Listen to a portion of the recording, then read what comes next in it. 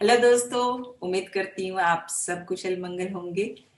एक छोटी सी कहानी जो जिंदगी में हमें सिखाती है कि हम किस तरह से अपने गृहस्थ जीवन में रहते हुए भगवान की प्राप्ति कर सकते हैं, अध्यात्म से जुड़ सकते हैं, स्पिरिचुअलिटी के साथ किस तरह से हम अपना रिश्ता जोड़ सकते हैं।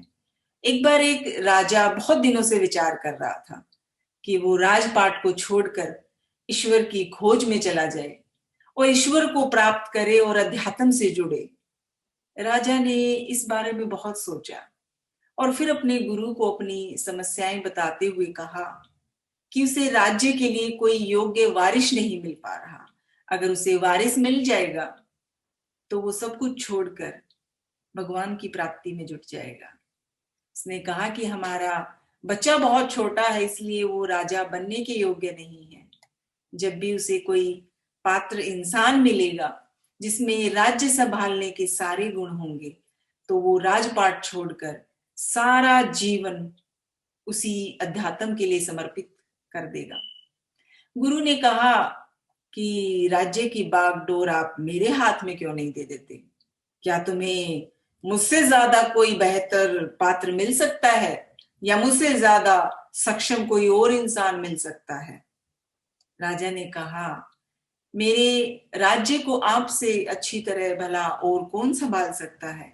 लीजिए, मैं आज से ही राज्य की बागडोर आपके हाथ में सौंपता हूं। गुरु ने पूछा, अब क्या करोगे? राजा बोला, मैं राज्य के खजाने से थोड़े से पैसे ले लूंगा जिससे मेरा बाकी का जीवन चल पाएगा। गुरु ने कहा, मगर अब ये खजाना तो मेरा है, मैं तुम्हें एक पैसा भी नहीं लेने दूंगा।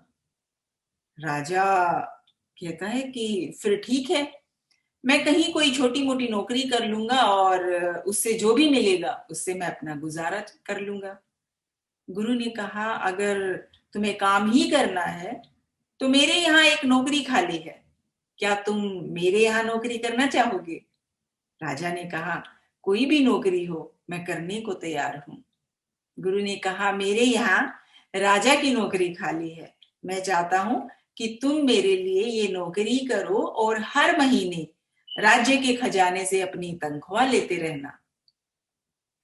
एक वर्ष के बाद गुरु ने वापस लौट कर देखा कि राजा बहुत खुश था। अब तो दोनों ही काम हो रहे थे। जिस अध्यात्म के लिए राजपाट छोड़ना चाहते थे वो राजा, अब वो भी चल रहा था और राज्य संभालने का काम भी बहुत अच्छे से चल रहा था। अब उसे कोई चिंता नहीं थी। क्या परिवर्तन हुआ?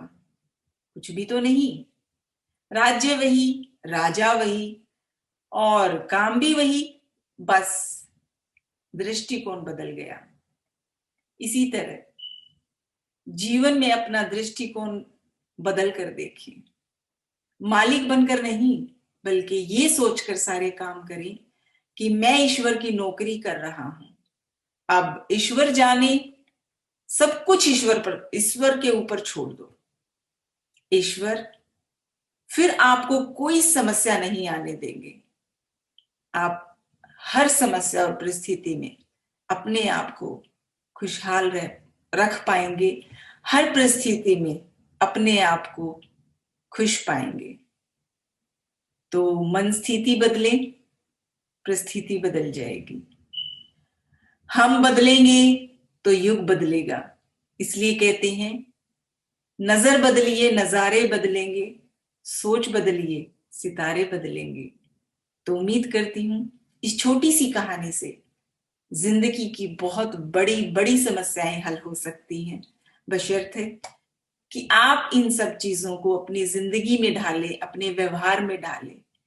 क्योंकि चीजें दिल और दिमाग में रखने से जिंदगी में बदलाव नहीं लाती, बल्कि उनको हम अपने व्यवहार में डालते हैं, अपने उसमें डेली रूटीन में उसको अपनाना शुरू करते हैं, अडॉप्ट करते हैं जिंदगी में, तब जिंदगी एक नया रुख लेती है और फिर हम हर हाल में खुश रह पाते हैं।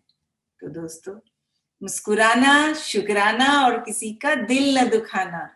बहुत जल्द फिर से मुलाकात होगी एक नई कहानी के साथ। तब तक के लिए आप सब अपना ख्याल रखिएगा।